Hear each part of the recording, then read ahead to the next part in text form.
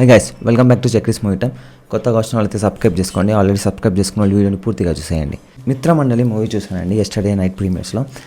అసలు డైరెక్టర్ గారు మీకేం చెప్పాలో మీకైనా క్లారిటీ ఉందండి మూవీలో. లైక్ ఒక సోది స్టోరీ లైన్ని పట్టుకొని మీరు చేసిన రచ్చ అంతా ఇంత కాదండి థియేటర్లో. మూవీ ఎలా ఉందిరా అంటే అసలు మూవీలో ఏం లేదండి.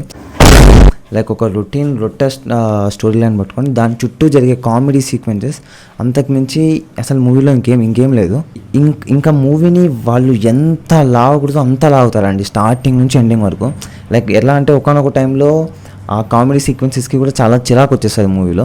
నాకైతే చాలా చిరాకు వచ్చింది చాలా చోట్ల. ఇంకా ఫస్ట్ హాఫ్లో ఒక 10 minutes తర్వాత నుంచే నాకు ఎందుకో ఎక్కడ వర్కౌట్ కావలేదని అనే ఫీలింగ్లోనే ఉన్నానండి. ఎలా అంటే లైక్ ఆ స్టోరీ లైన్ కూడా పెద్దగా ఎక్కడేం లేదు, అంతా ఫోర్స్గా లాగుతున్నట్టే ఉంటుంది ప్రతి పాయింట్లో. ఈవెన్ ఆ కామెడీ సీక్వెన్సెస్ కూడా చాలా ఫోర్స్ఫుల్గా ఉంటాయి. దీనికి తోడన్నట్టు మళ్ళీ సాంగ్స్ ఒకటి ప్లస్. అసలు ఆ సాంగ్స్కి అయితే ఇంకా నాకు మెంటల్ వచ్చేసింది థియేటర్లో. ఇంకొన్ని చోట్ల కామెడీ సీక్వెన్సెస్ వర్కౌట్ అయితే అవి కూడా వర్కౌట్ కాలేదంటే మూవీ చూడలేమండి. చాలా సోది ఉంటుంది, కంప్లీట్గా నిద్రపోవచ్చు. ఇప్పుడు ఎలా అంటే సపోజ్ మనం థియేటర్కి వెళ్ళింటాం 2.5 hours మూవీ చూడడానికి. ఎవరైనా వచ్చి దమ్ముంటే మీరు ఈ సినిమాని చూసి నిద్రపోకుండా ఉంటే మీ టికెట్ మనీ మీకు రిటర్న్ ఇచ్చేస్తా అంటే లిటరల్లీ చెప్తున్నా అండి, హోల్ థియేటర్ మొత్తం నిద్రపోవచ్చు. ఇంకా మూవీ ఒకనొక టైంలో ఎలా అంటే మీకు చాలా ఫోర్స్ఫుల్గా పోతున్నట్టు ఉంటుంది. ప్రతి పాయింట్, ప్రతి క్యారెక్టర్ చేసే వాళ్ళు మాట్లాడే విధానం కానీ, ఆ కామెడీ సీక్వెన్స్ కానీ, ఆ సీన్స్ కానీ ప్రతిదీ లాగి పెట్టినట్టే అనిపిస్తుంది టిల్ క్లైమాక్స్ వరకు. నాకైతే చాలా చిరాకు వచ్చినాయి చాలా చోట్లు. ఇంకా మెయిన్గా క్యారెక్టర్స్ అండి అంతా నాకు తెలిసి టాప్ కమెడియన్స్ అంతా ఉన్నారండి. మన టాలీవుడ్లో ఉండే టాప్ కమెడియన్స్ అంతా ఉన్నారు మూవీలో.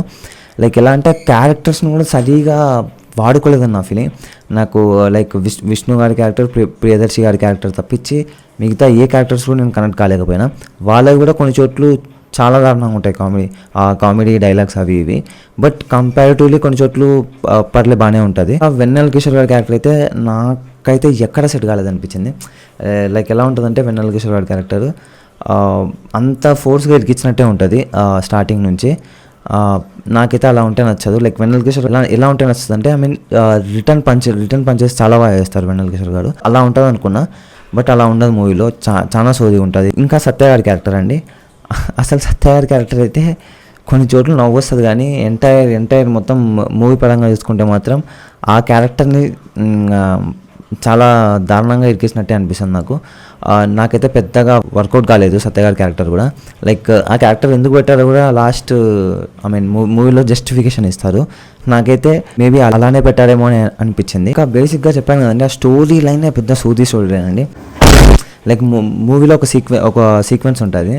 లైక్ ఎలా అంటే ప్రియదర్శి గారు ఒక సీన్లో ఏదో చెప్తుంటారు.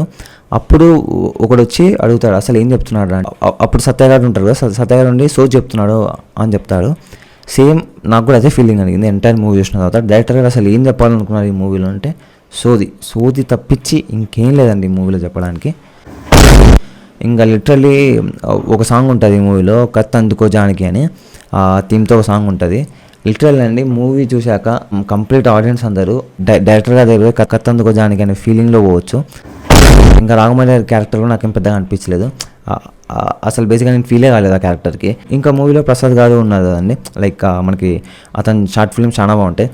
నాకైతే లిటరల్గా అతని కామెడీ ఎక్కడ వర్కౌట్ కాలేదు. కంపారిటివ్లీ అతని షార్ట్ ఫిల్మ్స్లో అతని కామెడీ చాలా బాగుంటుంది ఈ మూవీలో కంటే.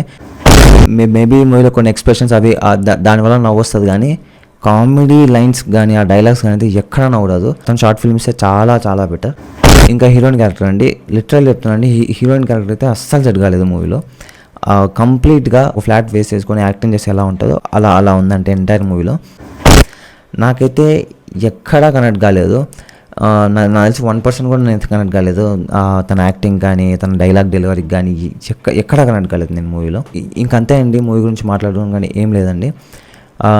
నాకైతే మీరు ఈ మూవీని ఎవరికైనా సజెస్ట్ చేస్తారంటే 1 time కూడా రికమెండ్ చేయండి నేను ఖచ్చితంగా.